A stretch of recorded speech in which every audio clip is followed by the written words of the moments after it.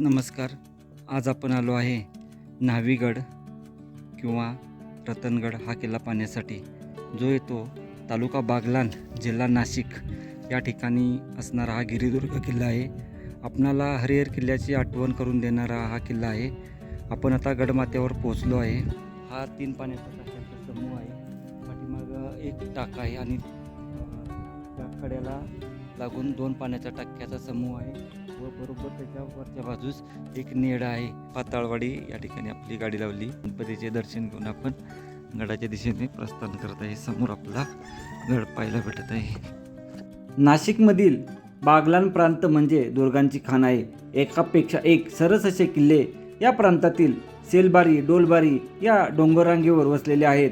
पण प्रत्यक्ष छत्रपती शिवाजी महाराजांनी आपले बंधू व्यंकोजीराजे यांना 1680 मध्ये लिहिलेल्या पत्रात उल्लेखलेला किल्ला म्हणजेच न्हावागड उर्फ रतनगड. या पत्रात महाराज व्यंकोजीराजे यांना लिहितात, दुसरा न्हावागड बागलाणच्या दरम्यान मुलकात आहे, तो कठीण, तोही घेतला. हे दोन्ही किल्ले अहिवंत व न्हावा नामोशाचे पुरातन जागे कब्जा केले. त्या किल्ल्यावरही बहुत मालमत्ता सापडला व त्याचे बरोबर जमेत होती ते मुलकात पाठवून धामधूम केली. बागलाणमधील सटाणा तालुक्यात असलेला हा किल्ला नाशिकपासून ताहाराबाद मार्गे 128 किलोमीटर अंतरावर असून सटाणा या तालुक्याच्या ठिकाणावरून 38 किलोमीटर अंतरावर आहे. भिलवाड हे किल्ल्याजवळील गाव मांगीतुंगी या जैन तीर्थक्षेत्रामुळे चांगलेच प्रसिद्ध असून तिथवर येण्या जाण्यासाठी वाहनांची चांगली सोय आहे. आता पाताळवाडी या ठिकाणापर्यंत आपणाला 5 किलोमीटरचे अंतर थेट बस व खाजगी वाहनाने जाता येते. भिलवाडपासून आपणाला न्हावीगड सतत नजरेस दिसत असतो. गावात पोचल्यावर गावामागे दक्षिणोत्तर पसरलेल्या या गडाचा आकार हरिहर प्रमाणे जाणवतो. पाताळवाडी वस्तीतून किल्ल्याखालील पठारावर जाण्यासाठी मळलेली वाट आहे. या पठारावर न्हावीगडाची एक सोंड उतरलेली असून या सोंडेवर किल्ल्यावर जाणारी वाट आहे. या सोंडेच्या पायथ्याशी वाघदेवाचं ठाणं असून येथे एक ओंडक्यावर सूर्यचंद्र व वाघ कोरलेला आहे. या ठिकाणी असलेले दगडी अवशेष व चौतारा पाहता येथे कधी काळी गडाच्या वाटेवरील मेट असावे. हे ठिकाण म्हणजे खानदेश बागलाणची हद्द असून या सरहद्दीवर हा किल्ला वसलेला आहे. आज पठाराच्या एका बाजूस नाशिक जिल्हा तर दुसऱ्या बाजूस धुळे जिल्हा आहे. पाताळवाडी गावातून या पठारावर येण्यासाठी अर्धा तास पुरेसा होतो. पठारावरून सोंड चढून थोडे वर आल्यावर मुख्य वाटेवरून एक पायवाट डावीकडे जाताना दिसते. या पायवाटेवर एका झाडावर झेंडा फडकताना दिसतो व सप्तशृंगी देवीचे मंदिर आहे. त्या ठिकाणी कातळात कोरलेले भले मोठे फुटके कोरडे टाके असून या टाक्यावर 18 हात असलेली सप्तशृंगी देवीची मूर्ती कातळात कोरलेली आहे. या टाक्यापुढे काही अंतरावर थोडे वरील बाजूस पाण्याचे दुसरे टाके आहे. या टाक्यात सध्या पाणी पिण्यायोग्य नाही. ही दोन्ही टाकी पाहिल्यावर मागे फिरून आपल्या वाटचालीस सुरुवात करावी. ही दोन्ही टाकी पाहून सरळ वर एक रस्ता गेला आहे. तो रस्ता थोडासा अवघड आहे. समोर पाहू शकतोय. या अशा मार्गाने आपण पुढे जायचं आहे. या ठिकाणी आपल्या जवळ दोर असेल तर आणखीनच उत्तम होईल.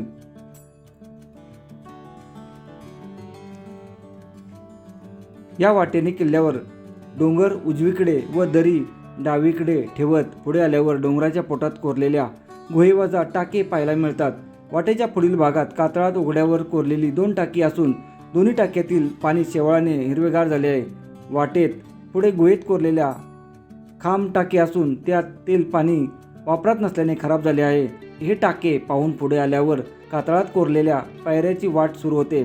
या पायऱ्या चढून कातळात कोरलेल्या पण कमान नसलेल्या दरवाजाने आपला गडाच्या पहिल्या भागात प्रवेश होतो.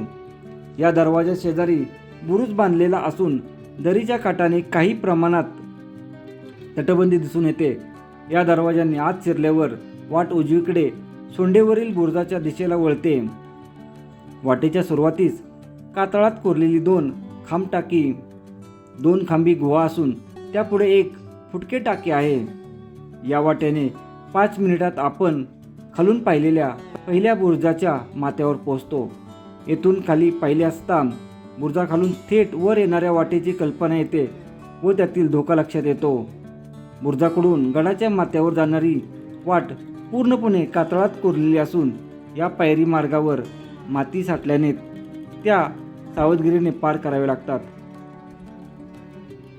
या वाटेने 10 मिनिटात आपण गडाच्या माथ्यावर पोहोचतो. गडाचा दरवाजा पूर्णपणे नष्ट झाला असून त्याचा केवळ उंबरठा शिल्लक आहे. पाताळवाडीतून गडाच्या माथ्यावर प्रवेश करण्यासाठी 1 तासाची वेळ मला लागली. किल्ल्याचा निमुळता माथा समुद्र सपाटीपासून 3650 फूट उंचावर असून दक्षिणोत्तर साधारण 2.5 एकरवर पसरलेला आहे. गडमाथ्यावर सुरुवातीस कातळात कोरलेले मोठे टाके असून या टाक्याच्या आत 3 लहान टाकी कोरलेली आहेत. या टाक्यात पाणी जमा करण्यासाठी त्याच्या काठावर चर खोदण्यात आला आहे. टाक्याच्या पुढे काही अंतरावर उद्ध्वस्त वाड्याचा चौतारा व भिंती असून वाड्याच्या मागील बाजूस पाण्याचे दुसरे टाके आहे. या टाक्याच्या काठावर अजून काही वास्तूंचे चौतरे आहेत. माथ्याच्या दक्षिणेला एक सुळका असून या सुळक्याला प्रदक्षिणा करताना त्याच्या उजव्या बाजूस एक बुजलेले तर एक पाण्याने भरलेली अशी 2 टाकी पाहायला मिळतात. सुळक्याच्या डावीकडे दगडमातीने भरलेली 2 टाकी आहेत. या सुळक्याच्या पोटात एक नेडे असून सोपे प्रत्यारोहण करून सुळक्यावर जाता येते. सुळक्याच्या माथ्यावर कोणतेही अवशेष नसले तरी येथून दिसणारा परिसर मन मोहून टाकतो. माथ्यावरून पूर्वेला तांबोळ्या, मांगीतुंगी तर दक्षिणेला मुल्लेर, मोरा, हरगड, साल्हेर, सालोटा हे किल्ले नजरेस पडतात. संपूर्ण गडमाथा फिरण्यास 1.5 तास पुरेसा होतो. गडावरील कातळ कोरीव पायरी मार्ग व खांबटाकी पाहता गड प्राचीन काळापासून नांदता असावा. शिवपूर्वकालीन इतिहासात 9वा गडाचा उल्लेख तुंबोळा नावाने येतो. तवारीस अल्पी या ग्रंथातील माहितीनुसार हिजरी 835 म्हणजे इसवी सन 1431 मध्ये गुजरातच्या सुलतानाचा राजपुत्र महम्मद खान हा नंदुरबारच्या मोहिमेवर असताना अहमदशाह बहामनी याने त्याच्यावर चाल केली. पण गुजरातचे सैन्य वेळेवर त्याच्या मदतीस आल्याने बहामनी फौजेला माघार घ्यावी लागली. या सैन्याने परत जाताना तुंबोळा किल्ल्याला वेढा घातला. यावेळी पाठलागावर असलेले गुजरातचे सैन्य व अहमदशाह बहामनी फौज यांच्यात नावीगडाच्या पायथ्याशी मोठी लढाई झाली. या दोन्ही बाजूचे प्रचंड नुकसान झाले.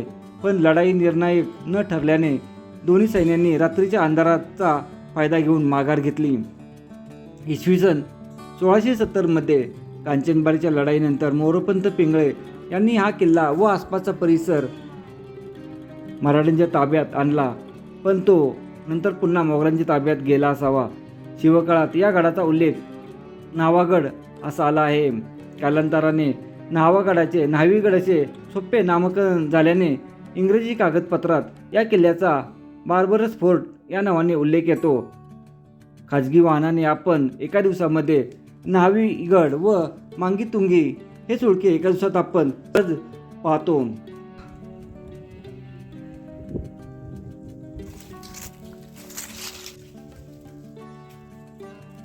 कडेच्या खाली न्हावीगडावर असणारं हे नेड आपल्याला पाहायला भेटते. नैसर्गिक नेड आहे. नेड पुढे गेल्यानंतर वर आहे. तिथं आपण जात नाही. आता अवघड जरा इथून या ठिकाणापर्यंत आपण आलो होतो आता. आणि गडाचा पूर्ण भाग या ठिकाणावरून पाहायला भेटतोय.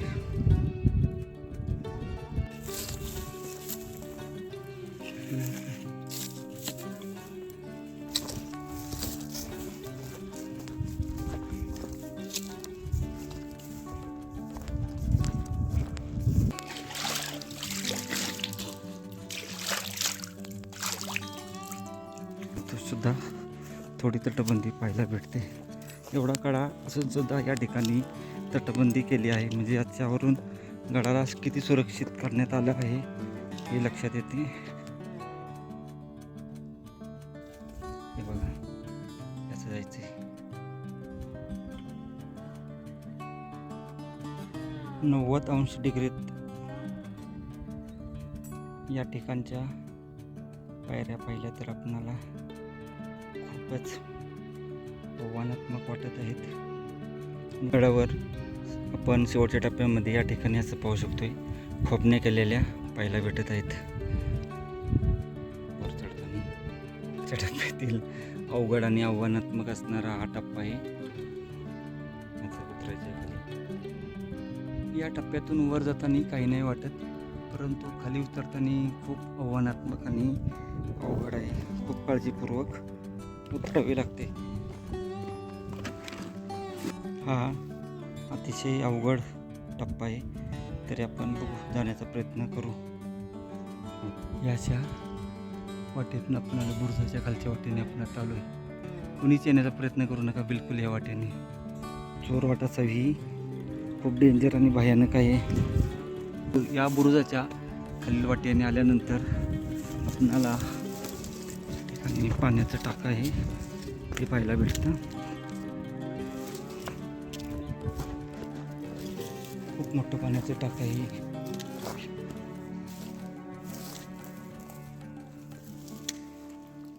पाणी पिण्यायोग्य आहे.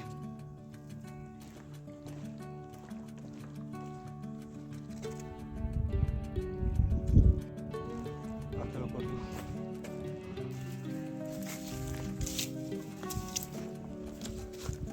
इथे पाण्याचं टाकं आहे.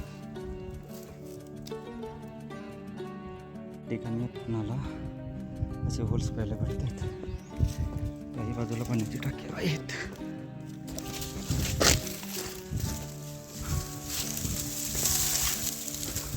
पाण्याचे टाकं ते खूपच वरती सुद्धा सीमाचे. तिथून खाली उतरलो व ही अशीच पाण्याची टाकी पाहत आपण जाताना ज्या रस्त्यावर आलो होतो तो हा पायरी मार्ग त्या ठिकाणी पोहोचून गेलो. आता आपण खाली उतरण्याची सुरुवात करू व सप्तशृंगी देवीच्या मंदिरापाशी पोहोचून जाऊ. गडमाथ्यावर जाताना काही नाही वाटत एवढं, परंतु येताना खूप काळजीपूर्वक उतरायचा टप्पा आहे. या पाण्याच्या टाक्यापाशी पोहोचलो आपण. आता पोहोचून गेलो. या ठिकाणी पाहिलं तर आपल्याला असं काही पाहायला भेटतं. देवीच्या मंदिरापाशी पोहोचून गेलो. देवीचे आभार मानून आपण आता खाली उतरण्याची सुरुवात करू. या बाजूला रतनगड लिहिलेला आहे, उर्फ न्हावीगड. मंदिरापासून 2 मिनिटात आपण खाली आलो. तर या ठिकाणी पाहिलं तर आपल्याला असे होल्स इथं केलेले पाहायला भेटत आहेत. 1 2 3 4 बरोबर या मंदिराच्या खालील बाजूस. मंदिरापासून 5 मिनिटात आपण या ठिकाणापर्यंत पोहोचून गेलो. मुख्य रस्त्याने न जाता आपण या अशा उताराच्या वाटेने चाललो आहे.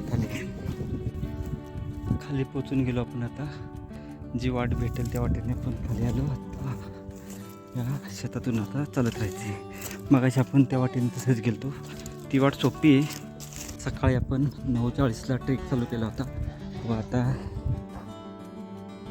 11:15 आणि आपण आपल्या गाडीपाशी पोहोचून गेलो.